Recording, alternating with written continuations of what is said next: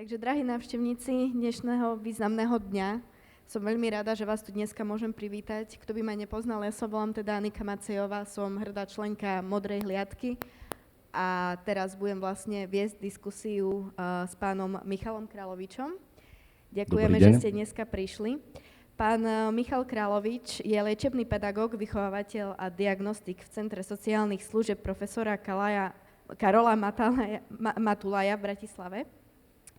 A okrem toho ste čerstvým držiteľom ocenenia Bratislavského samosprávneho kraja v kategórii zamestnanec sociálnych služieb. Za to vám samozrejme všetci blahoželáme. Ďakujem pekne. Tak sa teda môžeme vrhnúť na prvú otázku. Je pre vás vaša práca poslaním? Áno, je. Moja práca je pre mňa poslaním a veľmi sa teším aj teda z toho ocenenia, ale prácu, ktorú nerobím kvôli oceneniam. Samozrejme poteší to, keď po nejakom čase ocení v podstate širšia nejaká verejnosť alebo túto prácu. Ale pre mňa je zásadné v práci to, aby mne samotnému práca dávala zmysel, aby som videl posuny konkrétne v práci a aby sa vlastne celé to povedomie o starostlivosť a zlepšovanie život ľuďom s rôznym odkázaním posúvalo vpred. A keď vidím tieto veci, tak vlastne vtedy to pre mňa je také zadozučinenie aj bez nejakých ocenení.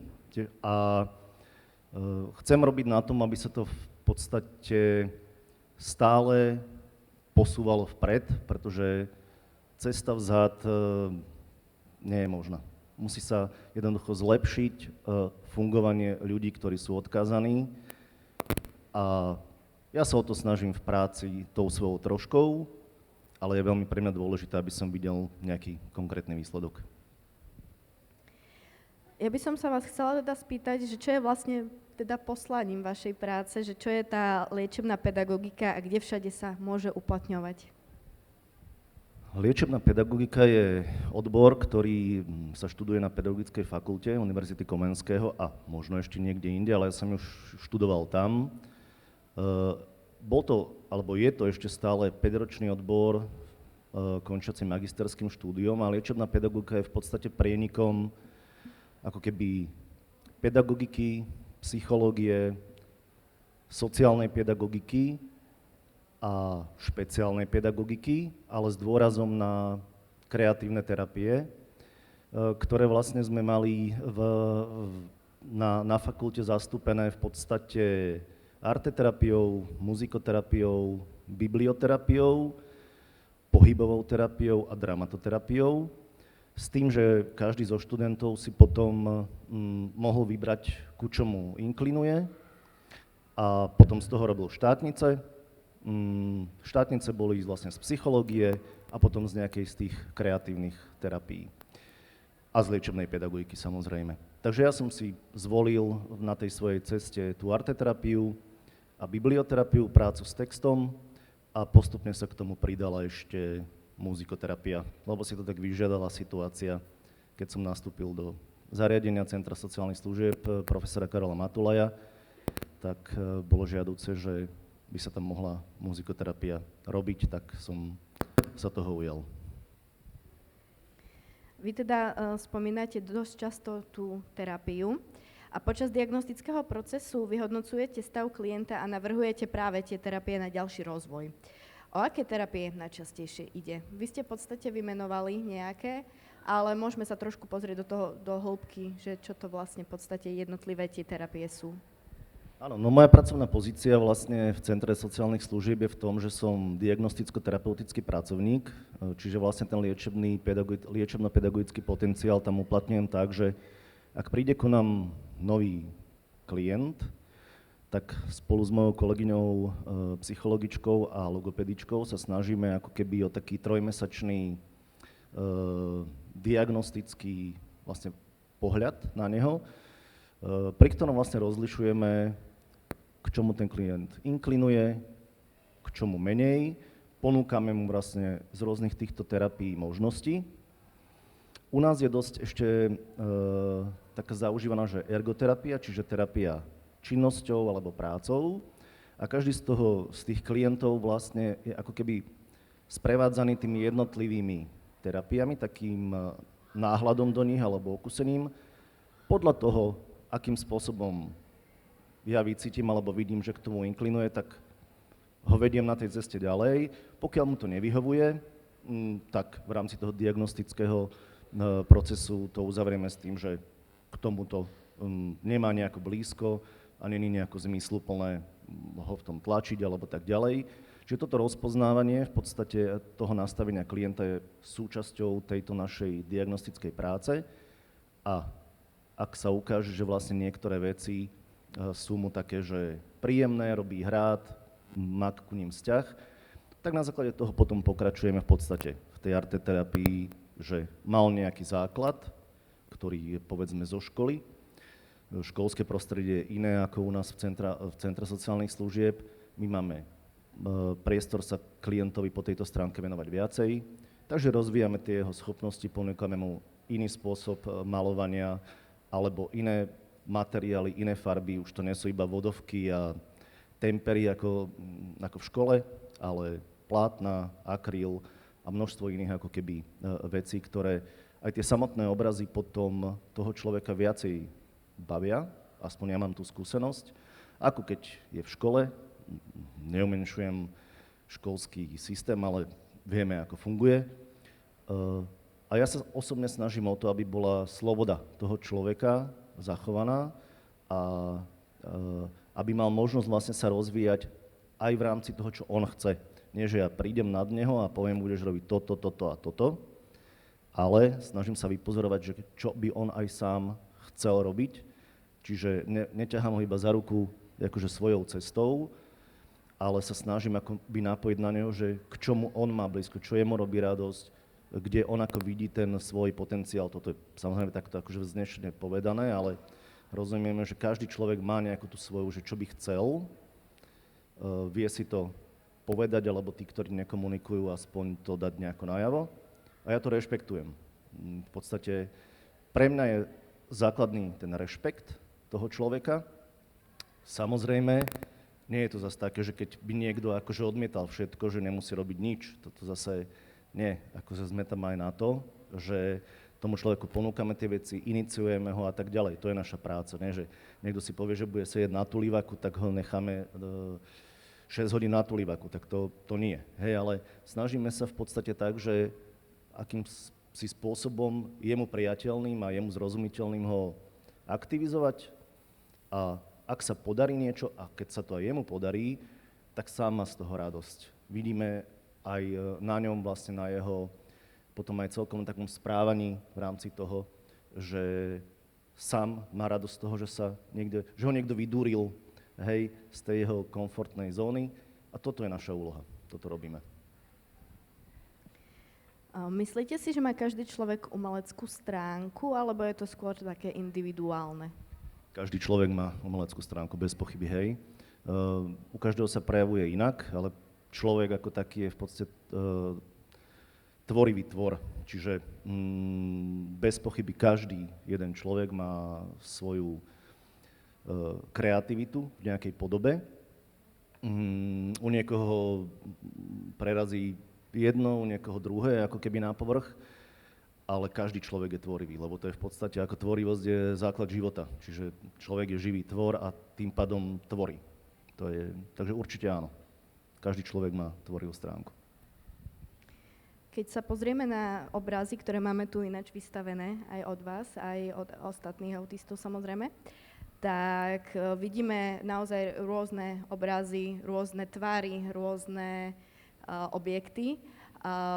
Trváte na tom, aby to kreslili nejaké konkrétne záležitosti, alebo skôr nechávate im v tomto takú že voľnú ruku, že keď sa napríklad cítia, že chcú vytvoriť strom, tak nakreslia strom, alebo naopak, keď chcú vytvoriť len taký škvrnitý obraz, tak v podstate sa v tomto vybláznia. Ako to máte? Mám to tak, že to prepájam. V rámci toho diagnostického procesu vlastne zistím, na akej úrovni ten daný klient je a aké má ako keby tie výtvarné, keď sa bavíme o tej arteterapii, výtvarné predpoklady. Ak napríklad vidím, že rád robí machule, tak machule sa tiež dá urobiť na 1000 spôsobov. To znamená, že robil machole, pravím, na výkres A4, štetcom s chabými vlasmi a s temperovými farbami, tak namiesto papieru A4 dáme veľké plátno, akryl, poriadny štetec a tak ďalej a machola vyzerá úplne inak. Čiže aj iba s macholou, ale v podstate s abstraktnými tvarmi sa dá vyhrať, dajú sa posúvať. Čiže v podstate to je tá práca v podstate. Ale samozrejme, ja niekedy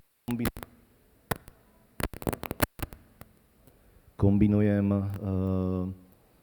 niektorých klientov, ktorí sú, povedzme, výtvarne zdatnejší, s tými, ktorí napríklad robia iba tie machule. A kombinácia týchto dvoch vecí, napríklad na tom obraze, vyznie úplne fantasticky. Pretože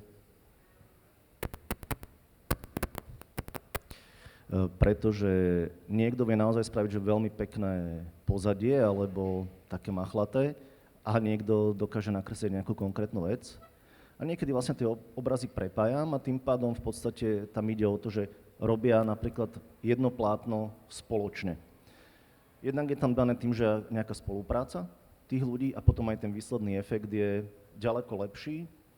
Takže toto sú všetko ako keby tie veci, ktoré sa snažím nájsť, že čo je k prospechu veci, čo vec posúva aj po nejakej výtvarnej stránke a čo vec v podstate, alebo toho klienta môže posunúť na vyššiu úroveň. O umení sa hovorí, že nie je nejak stanovené vekom, maľovať môžu aj deti, aj dospelí ľudia. Ja by som sa vás teraz konkrétne však chcela spýtať práve na dospelých autistov. Aký vplyv má na nich tá artoterapia? Keď si možno spomeniete na nejaký konkrétny príklad, tak môžete aj ten uviesť. Na dospelých autistov alebo na dospelých ľudí s poruchou autistického spektra má tá artoterapia, nepovedal by som, že nejaký špeciálny vplyv, odhliadnúc od iných klientov, ktorých máme.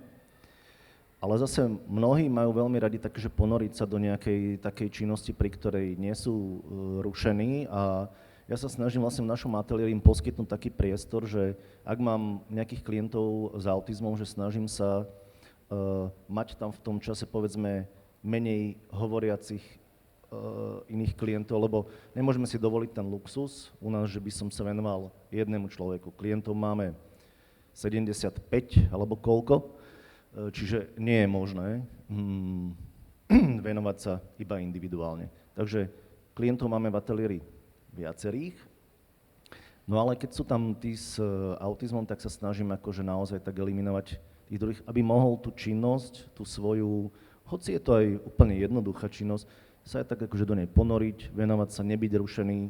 Väčšinou púšťam nejakú hudbu na gramofóne, plátne nejakú, ja neviem, večernú náladu od Offermana alebo nejaký ragtime, v podstate ako keby takú kľudnú hudbu bez spevu.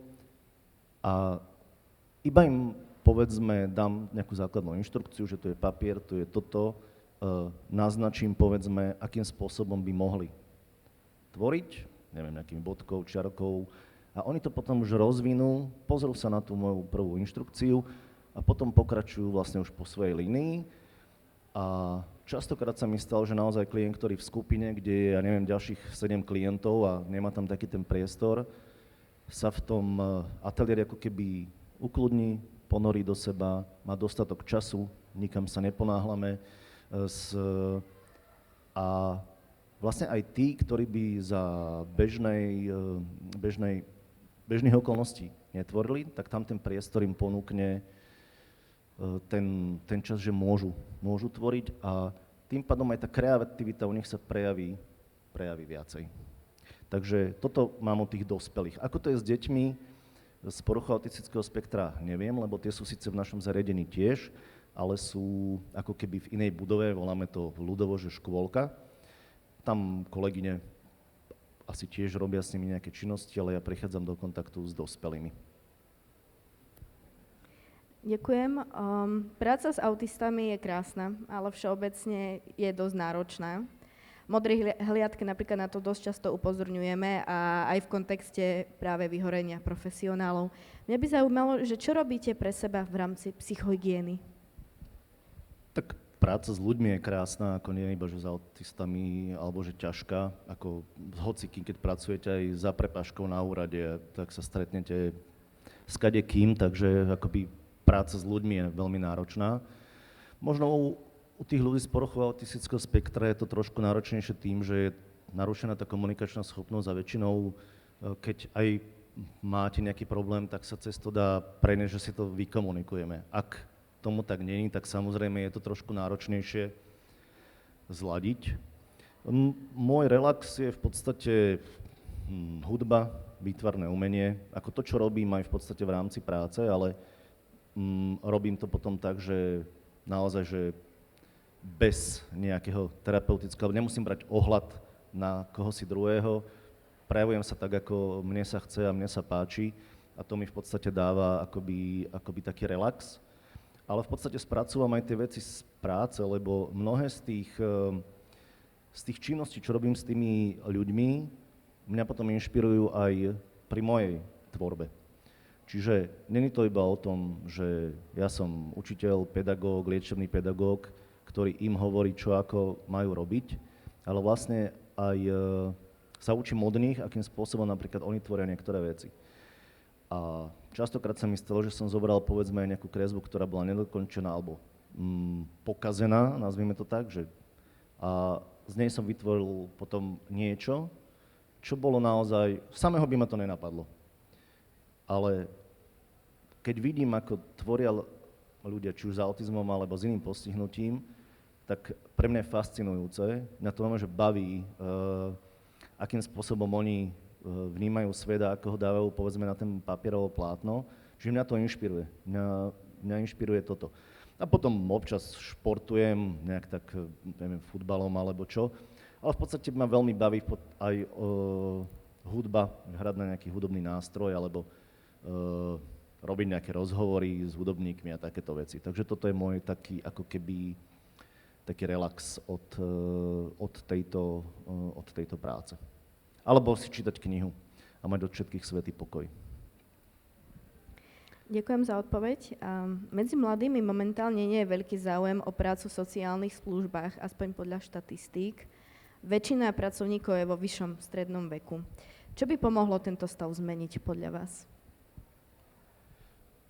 Neviem, aké sú štatistiky vlastne toho, že koľko mladých ľudí končí odbory ako špeciálna pedagogika, elementárna pedagogika, liečebná pedagogika, x rôznych pedagogík a rôznych sociálnych prác. A kde vlastne končia, to neviem. Asi idú do Kauflandu alebo do nejakej banky. Samozrejme ten úplne základný naprvu je to, že aké je ohodnotenie tej práce. Čiže keď človek vlastne skončí takúto školu a má možnosť sa niekde zamestnať, no tak potom samozrejme vidí, že koľko dostane na výplatnej páske a s tým potom sa môže vrátiť tak do svojej detskej izby a byť u svojich rodičov do 30-ky a 40-ky. Čiže taký je stav, to je proste tak. A ja si myslím, že mnoho ľudí by aj radi túto prácu robili, aj majú k tomu vzťah, majú na to vzdelanie, ale jednoducho čísla nepustia, lebo ak si za svoje peniaze môžete kúpiť niečo, tak vidíte, že koľko si môžete dovoliť. Možno sa to dá napríklad rok, ale keď máte napríklad už potom dieťa a náklady sa zvýšia a v podstate celkovo ako keby réžia domácnosti narastá, tak potom bohužiaľ tí ľudia mladí, ktorí by to chceli robiť, tak to robiť jednoducho nebudú, lebo akože nevychádza to. Keď si dáte, že má dať dal, tak jednoducho, keď to raz nevychádza, tak si musíte hľadať prácu, kde sa to nejakým spôsobom dorovná. A myslím, že celkovo také celospoločenské ohodnotenie nejakých ľudí, alebo teda nie nejakých ľudí, ktorí pracujú vlastne s ľuďmi s rôznym obmedzením, nie je ani akože docenené. Samozrejme je to skôr také, že blahosklonné, že ty robíš takú peknú prácu, že to je také milé, hej, že, ale to sa môžeme baviť o tom, že keď sme dobrovoľníci a máme 16 rokov a dáme si nejaké tričko so srdiečkom a robíme to, že tak to je také pekné, že super, že, ale robiť to napríklad 20 rokov, v tej práci sa vzdelávať, čo tiež stojí peniaze, v v tej práci ako keby prichádzať na nové veci, niekto naozaj, že venuje sa výskumu, hej. Čiže to sú veci, ktoré chcú akože systematickú prácu v podmienkach, ktoré sú dobré. To nikto nebude robiť v podmienkach, ktoré sú zlé. A môže to robiť rok, dva, a že akože nasíti si, nasaturuje. Spravil som aj niečo pekné pre tento svet, lenže sociálne služby nestoja na tom, že robíme niečo pekné pre tento svet, ale že sú elementárnou povinnosťou spoločnosti je postarať sa o ľudí, ktorí sú nejakým spôsobom odkázaní. To není na báze dobrovoľnosti, že máme na to peniaze, tak to budeme robiť a nemáme, tak to nebudeme robiť. To je jednoducho, to sa robiť musí. A samozrejme musí sa to aj, musí to progovať. Jednoducho to musí. A tí mladí ľudia dnes už majú v podstate iné nároky na prácu, ako mali ľudia pred 20 rokmi.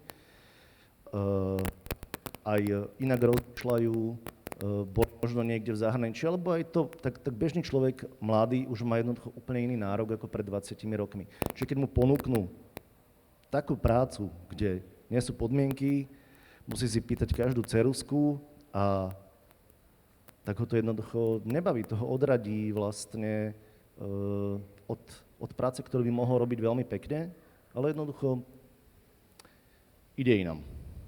Takže motivácia tých ľudí. Určite akoby spoločnosť by mala nejakým spôsobom viac do popredia, pretože sociálne služby sa týkajú vlastne všetkých ľudí, tak ako zdravotníctvo, školstvo, alebo väčšinou to pociťujeme, že na dôchodcoch, ale napríklad ľudia, ktorí sú odkázaní, tak sú ako keby celoživotní dôchodcovia, hej? A čo s nimi, čo 50 rokov budú robiť? V podstate vďaka zdravotnej starostlivosti sa predĺžuje aj vek ľudí, ktoré majú nejaké mentálne a fyzické obmedzenia, no ale musia aj vykonávať niečo. Nemôžu byť, že 50 rokov len tak prežívať. To všetko je o tom, ako táto spoločnosť sa díva na človeka a ako sa díva na jeho rozvoj. A to je v podstate nie iba na mladých ľuďoch, ktorí skončili školu, ale na úplne všetkých. Takže takto to vidím ja. Ďakujem. Teraz by som sa vás rada opýtala na vaše pracovné začiatky. Predsa len, kým ste asi sa nestretli s nejakým autistom, tak ste možno nemali nejakú takú potrebu vedieť alebo zisťovať, ako to vôbec vyzerá. Mňa by zaujímalo, že čo vás práve na ľuďoch na spektre najviac prekvapilo na tých začiatkoch? Je pravda, že vlastne, keď som nastúpil do práce, tak väčšina našich klientov bola skôr s mentálnym postihnutím, či už stredného alebo ťažkého stupňa, ale väčšinou aj rozprávajúci, alebo z časti. Čiže keď prichádzali decká, alebo teda už mladí dospelí ľudia z poruchou autistického spektra, tak bolo to naozaj že odlišné. Mňa to nejakým spôsobom z konceptu nevyhodilo, ale ja sa snažím, že ku každému človeku, ku každému pristupovať viac menej rovnako. Či je to prezident, alebo či je to autista nehovoriaci. A v podstate je to tak, že zostal som trošku niekedy zaskočený tým, že ako ťažšie sa vysvetľujú niektoré veci, ktoré sú iným ľuďom sa dajú akože vysvetliť tak verbálne, a že veľakrát treba spraviť vlastne nejaký úkon a previesť toho človeka, aby si to tak osvojil, tak toto bolo, priznám sa, trošku také náročné. A v čím ma prekvapili, tak mnohí ma prekvapili napríklad takou dôslednosťou, alebo vlastne také, že keď už ako keby sa napojili na tú nejakú štruktúru, ktorú máme, tak veľmi tak oddane robia tie veci, že vyslovene aj tie tvorivé práce, aj činnostné, že naozaj na nich spolach, že tú vec, ktorú si už osvoja, tak vyslovene akože v nej vedia dlho vytrvať, sú v podstate takí, že sú v tom bezpečnom prostredí, vieme, čo sa bude diať, vieme, čo sa odo mňa očakáva a tým pádom vlastne sú sami so sebou spokojní, ale aj tú prácu, ktorú robia, tak je tiež taká akože dobre správená, tak by som povedal. Ako napríklad, keď sa pozriete do minulosti a porovnáte to s prítomným okamihom, Ako autistov vnímate teraz a čím vás život obohatili? Ak máte teda tiež nejakú zaujímavú, možno milú historku, radi si ju vypočujeme. No obohatili ma týmto, čo som povedal a vlastne ja som sa vlastne vo svojej praxi alebo vo svojej liečebno-pedagogickej kariére, alebo jak to nazvať, vlastne pracoval s rôznym typom ľudí. Od Rómov po ľudí s psychiatrickými ochoreniami cez užívateľov drog a tak ďalej. Ale u autistov naozaj ma obohatilo to istá je taká nie že oddanosť, ale je to niečo také, že keď ten človek tak zás vycíti, že ho beriete taký, aký je, tak skutočne je taký, aspoň nemám tú skúsenosť, taký, nie že verný, ale dá sa povedať, že taký konzistentný v tom, pokiaľ nemá akorát nejaké ťažšie obdobie, ale myslím, že tak celkovo, že častokrát ma potešilo, že keď ku ním prichádzam, tak vedia, kto som, že čo od nich čakám, čo budeme robiť a že už vidím aj na ich tvári napríklad nejakú takú istotu, že áno, tohto pána poznám, viem, čo sa bude diať, som s tým v pohode, alebo keď som s tým není v pohode, dám to nejako najavo, ten pán ma bude rešpektovať, nebude na mňa tlačiť, nebude chcieť po mne niečo, čo ja teraz na to nemám chuť, alebo z nejakého dôvodu to nechcem robiť. Takže takáto istá potom taká kongruentnosť, alebo také, ako to povedať, taká stabilita vlastne, dá sa povedať. Toto je celkom také, čo ma tak príjemne, nejakú príhodu. Keď si spomeniete, keď nie, nič sa samozrejme nedieje. Jedna vtipná vec bola, že dnes je modrý deň vlastne a ja napriek tomu teda, že pracujem tam v Centre sociálnych služieb, tak vlastne tento modrý deň nebol až tak v pomedomí, možno pred 10 rokmi ešte, neviem, kedy sa to tak na Slovensku začalo etablovať. A raz som išiel, možno 10 rokov dozadu, to bolo, neviem už. Išiel som cez most SMP domov autom a videl som, že hrad svieti na modro. A hovorím si, že čo je toto, že to SDKU si nechalo akože osvietiť hrad, toto ma napadlo, že a potom na druhý deň mi hovorí riaditeľ, že počúval, že sa osviecujú inštitúcie vlastne všade vo svete, už neviem, prezidentský palác, alebo hrad, alebo tak ďalej, že modrou farbou na znak tohto.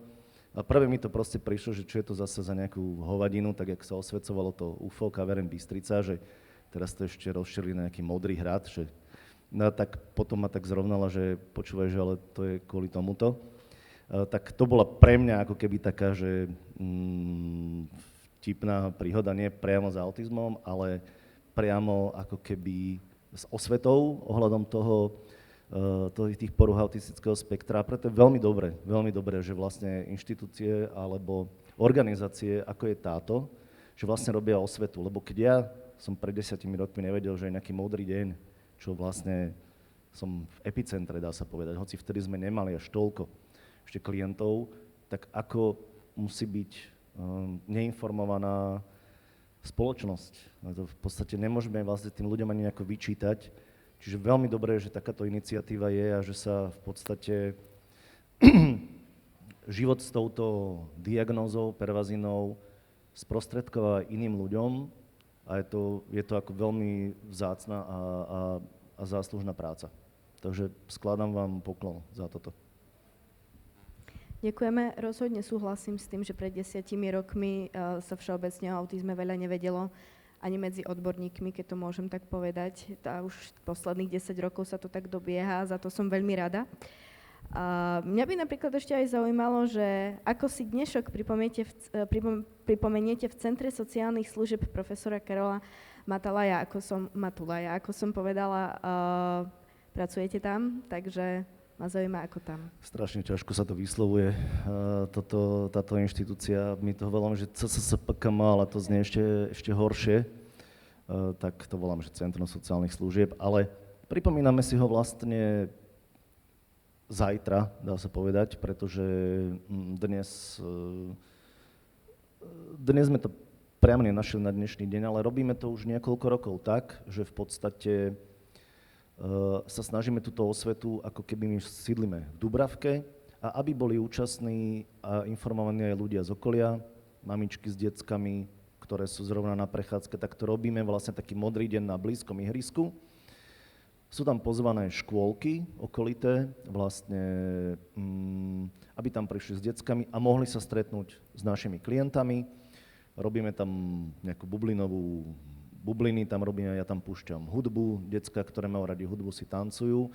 Čiže v podstate takýmto nejakým spôsobom, že vyjdeme von, sme na tom verejnom priestore a snažíme sa dať vedieť o sebe, že o centre, ale že aj prečo sme tu. Kolegyne, ktoré pracujú vlastne s tými malými autistami, tak keď ich niekto zastaví, tak hovoria, o čom tá diagnóza je, alebo ako pracujú. Čiže skôr taká akože osveta v tej malej komunite, povedzme Dubravky, hej, čiže takýmto spôsobom si to pripomíname už niekoľko rokov, neviem, 7, 8, to tak strieľam, akože, ale považujeme to za veľmi dôležité, dávať o sebe vedieť už iba v tej, ako keby, v tej sídliskovej časti, aby aspoň ľudia, ktorí vlastne bývajú blízko nášho zariadenia, pochopili, že prečo napríklad niektorí klienti tam behajú po záhrade a kričia, lebo aj taký je stav, že aby vlastne vedeli, že kto sú to za ľudia, kto sme my za organizáciu, čo pre nich robíme.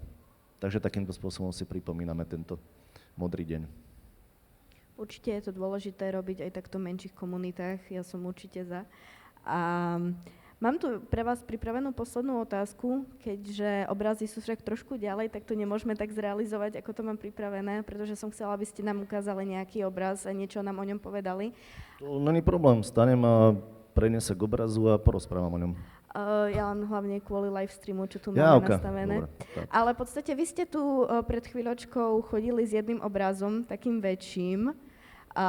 Čo to bol za obraz? Môžete nám o ňom niečo viacej povedať, po prípade kto ho vytvoril, nejakú myšlienku za ním a opísať ho teda?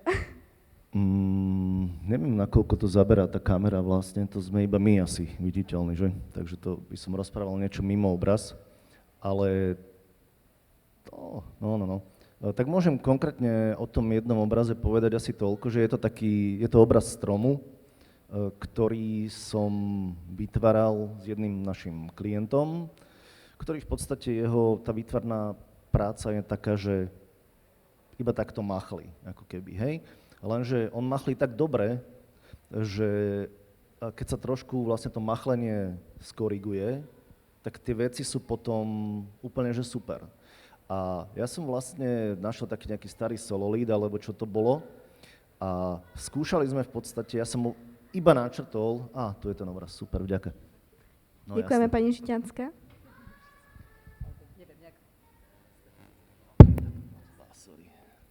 Tak, to vidno to.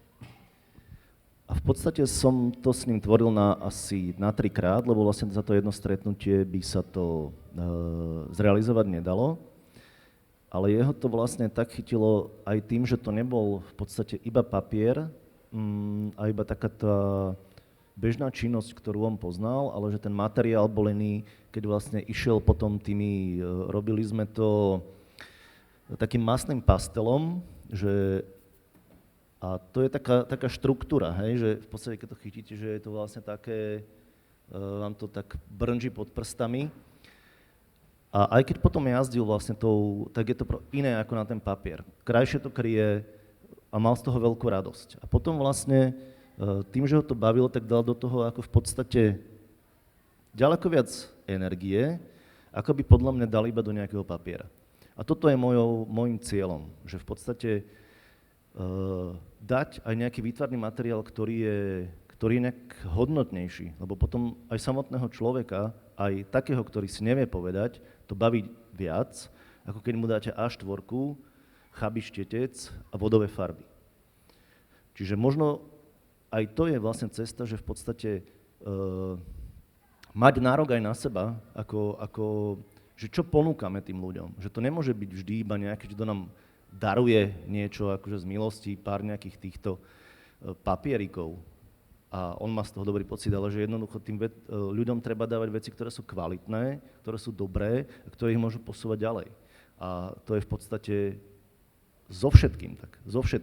Každou vecou, čiže aj toto som si videl, napríklad som si pozrel, že aké rôzne terapeutické pomôcky sú a to má nejaký svoj účel, že to není proste na parádu, že to dobre vyzerá, niekto nadizajnoval, ale že to tí ľudia môžu naozaj využívať, neviem, záťažové deky, tulivaky, ktoré sú nejakým spôsobom ako prispôsobené. Čiže keby som si prešiel sociálne služby, že koľko takých vecí tam je a sú funkčne využívané, tak nemyslím si, že by to bolo v nejakom veľkom percentuálnom zastúpení. Nejaká poriadna prikryvka, dobre, možno nejaké tie terapeutické miestnosti, na to sa už peniaze dali na také tie snúzele a podobne, lenže to treba ustavične vlastne zveľaďovať a s tým človekom, keď rastie, ten človek s autizmom, tak má ďalšie a ďalšie potreby a tie treba vlastne na to reflektovať. To je primárna úloha sociálnych služieb. Nie iba udržovať človeka v nejakom mode, ale posúvať ho a prispôsobovať veci tomu, ako on rastie, ako má potreby. Tak ako má bežný človek nejaké svoje potreby, keď má 5 rokov, iné keď má 10, iné keď 15 a keď má 25. Nemôžeme mu dať tie isté veci v horizonte 20 rokov. Takže toto je úloha sociálnych služieb, podľa mňa. Takže som došiel od stromu až po toto, ale jednoducho mi to nedá, pretože pracujem v sociálnych službách už možno 20 rokov, takže myslím, že som kompetentný posúdiť to, ako to v realite funguje. Pán Kráľovič, ďakujeme za vaše slova, ďakujeme aj za to, že ste dneska prišli. Veľmi si to vážim. Ďakujem veľmi pekne za pozvanie. Som teda vedel, že máte dnes moderátorskú premiéru a ste to zvládli úplne krásne. Takže ja vám gratulujem k vašej premiére moderátorky a nech sa vám darí naďalej. Ďakujem krásne a napodobne. Všetko dobre prajem.